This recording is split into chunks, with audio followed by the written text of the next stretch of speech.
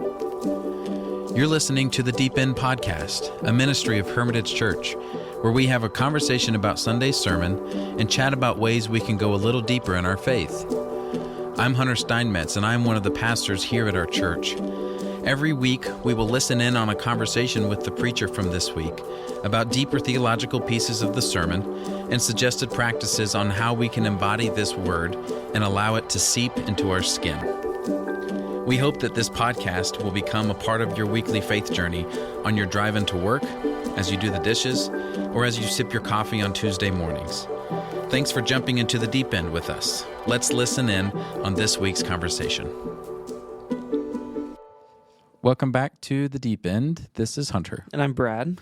And this week, we're going to find ourselves in an in-between space. We're going to be kind of looking at two stories of two different rooms because this upcoming Sunday is Pentecost Sunday, but we will be serving. So if you, this Sunday is Serve Sunday, so we'll actually have the link in the show notes, however you listen to this. If you want to click that and sign up for Serve Day, we would love to have you participate this Sunday with us. But this podcast is really kind of a tale of two rooms, and we will talk about how both of those rooms are informing our story of our relationship with Jesus. And it's the story of a church that changes, not because they figured everything out, not because they have everything in place, not because they have the right formula, but because something happened to them, something actual, something physical.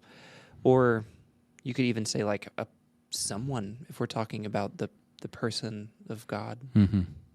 Yeah. Persons. Yeah. So we're going to call this episode A Tale of Two Rooms. One room is filled with fear, and the other room is filled with faith. It's the same people. It's the same city. It's the same spirit, but it's a different spirit in the room of the people. Yeah. We'll open with the first room, which is, if we're thinking of it scripturally, it's John 20, verses 19 through 22. It's the night of the resurrection. The tomb is already empty, but the disciples, they're not out dancing in the streets. They're not out witnessing to the world. They're not out preaching. They're hiding behind locked doors.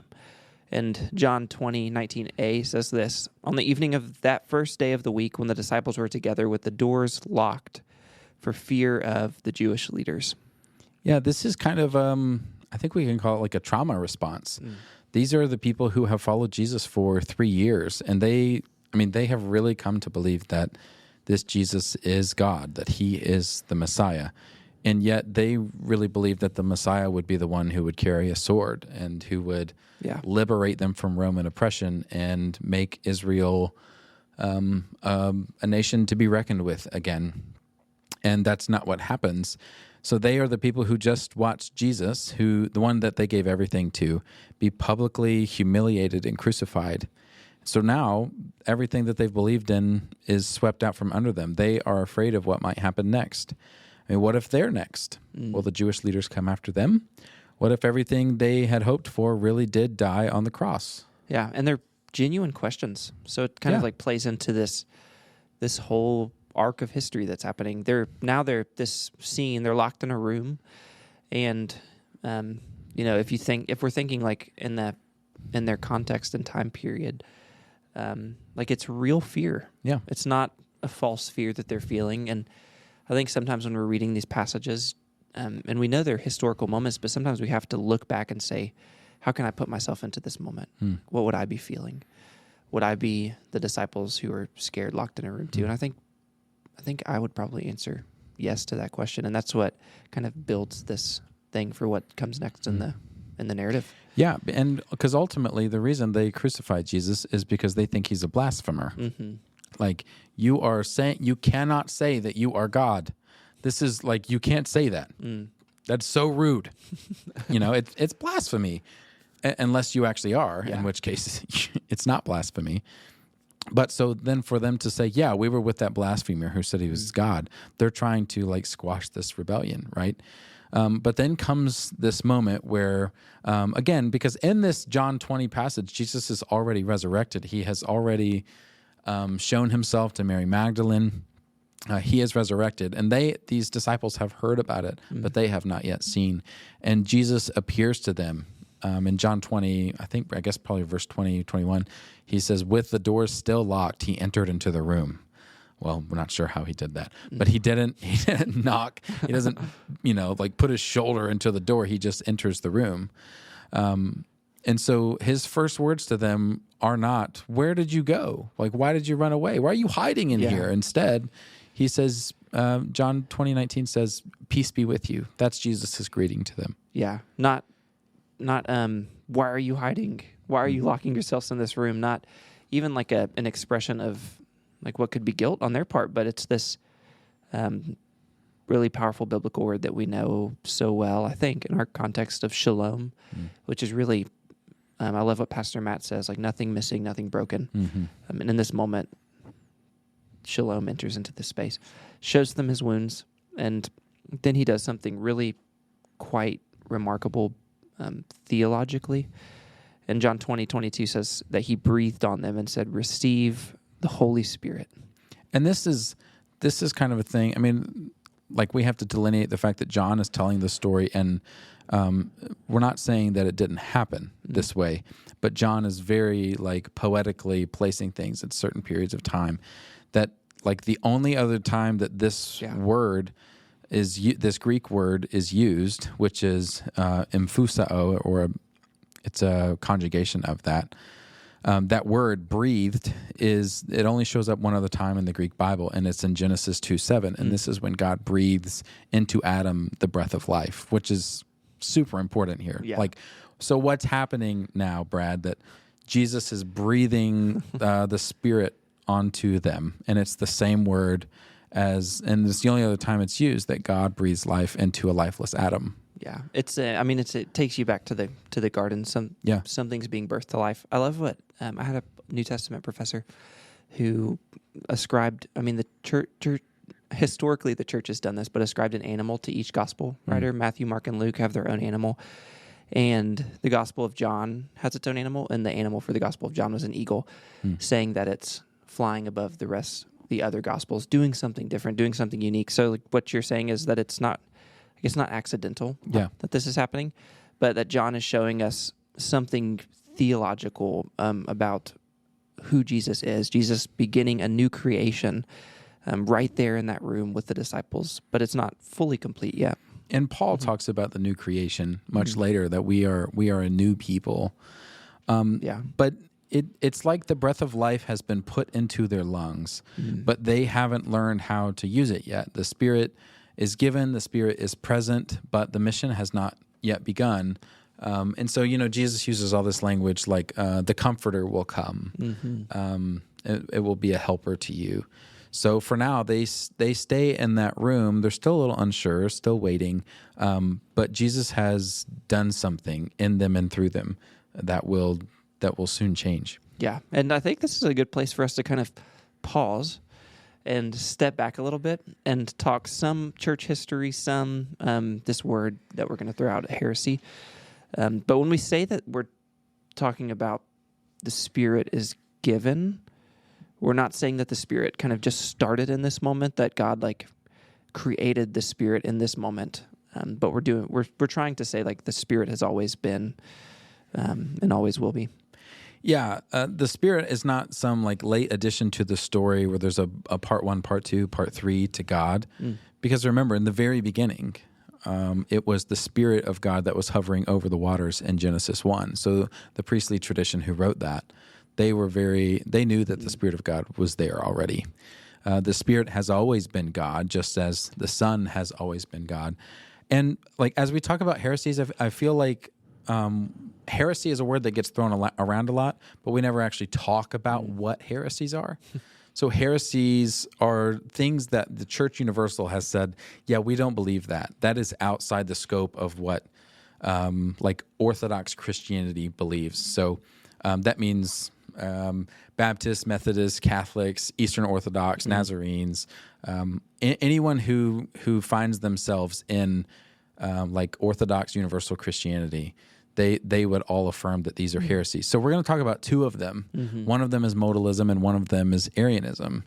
But so talk a little bit to us about modalism. Yeah. So modalism, you might kind of catch like the front end of that word mode. Yeah. Even, which would Modal, moving. modal, which would just really kind of try to say that God is just acting in different modes throughout history. So in the Old Testament, God is just Father, and then in the New Testament, God shows up as Son, and then in the kind of second half of the New Testament, God shows up as Spirit. So it's these different modes that God is operating within, which says that God is kind of one person who just changes, like masks in a way. Yeah, and I think, look, here's the thing. The Trinitarian theology, or trying to explain the Trinity, is so difficult. And when you figure it out, please let us know. Yeah. But one of the ways that lots of times we try to explain the Trinity is we go, well, God is kind of like water, and he can appear as water vapor, as ice, or as liquid water. And that would be considered like an example of modalism, that it's like how God appears. But they call that a heresy because all three, the Father, the Son, and the Spirit, have always existed separately, and yet they're the same one. Same Yeah. substance. Yeah, they're the same substance. Yeah. They are all three God, and yet they are separate. So it's really difficult. But I think even as a kid, like on Pentecost, be like, okay, now God is the Spirit, and God is the Spirit even now. No, the Spirit is with us, but so is the Son, and so is the Father. All three of them at the same time. They are separate entities, but they are of the same substance. So it's kind of it can be semantics, but it helps us to know that we're talking about God and imagining God in the way that all of Christianity has said that this is how we are to imagine it. Yeah. And then you have Arianism, which comes from a church father named Arius. And he says that the Son and the Spirit are created by the Father, and they are not fully God. But the church has said no to both of these because Scripture tells a better story. So basically in Arianism, it's that God the Father has created the Son and the Spirit, but they're not actually God. Yeah, they're not equal. Yeah, and we don't believe that either. Yeah. So when Jesus breathes the Spirit here in this moment that we're talking about, and when the Spirit comes later on, we're not talking about God handing the baton in a way to another form of God. But we're talking about the same God, fully present in three persons.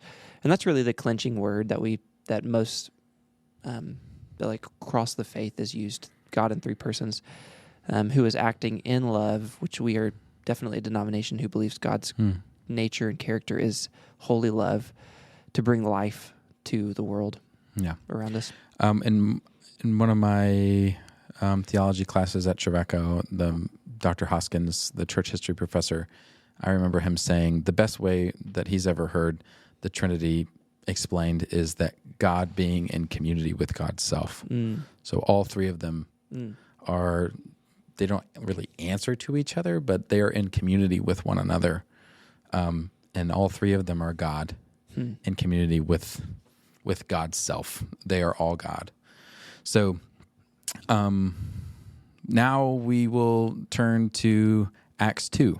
Yeah, and Acts 2 is the day of Pentecost, 50 days after Passover.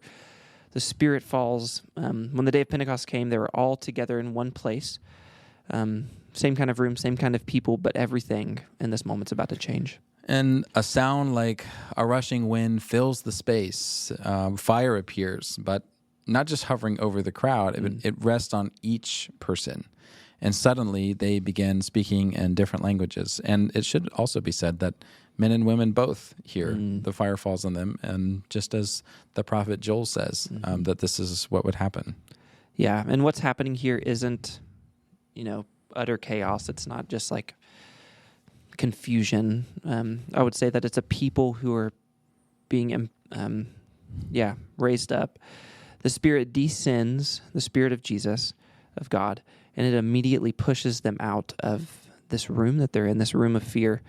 They're no longer locked in, and all fear has become erased. And I think it's funny, like later in that passage where there's a group of people who are like, nah, they're just drunk. Yeah, They've had too much literally wine. think it's like, no. And then Peter's response is, who drinks this early in the morning? Yeah, it's 9 a.m. Yeah, come on now. Give me a break. Peter's like, call me drunk. So, but speaking of Peter, the one who 3 times denied Jesus to a servant girl is now the one who is standing up and addressing thousands of people. And his message is clear. It's not fear anymore. He says, "This Jesus whom you crucified, God has raised up." This is not the same man from the first room. This is someone who God has gotten a hold of and transformed. And that's what the work of the Spirit does in and through us even now. Yeah, and even the Spirit that was present in Genesis that hovered over I'm going to butcher the words, the waters, the tohu, bohu, the chaos, the void, the confusion, the waters in Genesis that there was no order from. The same Spirit that descended like a dove at Jesus' baptism is now alive in this community of people. And I think to me, it's so cool. And we're a part of that community too, where the Spirit is alive. And the church isn't just born in this moment, but it's sent out to be the presence of Christ in the world, out of hiding into the world around them. Yeah, so let's come back to that image that started all of this, a tale of 2 rooms. In the first room, they were afraid of what might happen if the world found out who they followed. But in the second room, they were afraid of what might happen if the world didn't. Yeah, and the Spirit is what makes the difference in all of this. The Spirit doesn't just comfort us in our rooms. The Spirit opens the doors, pushes us out, really sets us on a life of adventure, a life of faith where we have to be ready to rely on. And the Spirit even gives us words when we don't think we have any. Yeah, so here's the question, I think, for our church this Pentecost. What kind of people will we be? Will we be the people who are the first room kind of people or the second room kind of people? Are we holding back in fear, afraid of what could happen to us if we actually submit ourselves to this? Or are we stepping forward in faith into the room where the Spirit fills us with His power and fire and sends us and blows us out into the streets to proclaim all the things that He has called us to? Yeah. A church that grows isn't one that gets everything right. It isn't one that has all the resources, but it is one that says yes to the Spirit's power and fire. Yeah, so here's to us being a church that chooses to be faithful and allows God to lead the way rather than ourselves. So thanks for joining us this week on The Deep End. We hope to see you at Serve Day on Sunday. And like we said in the beginning, the Serve Sunday sign-up link will be in the show notes. So if you haven't signed up already, click that, and we would love to be the actual church that gets blown out onto the streets to be the very breath to our community. We love you. We're grateful for you. Have a great week.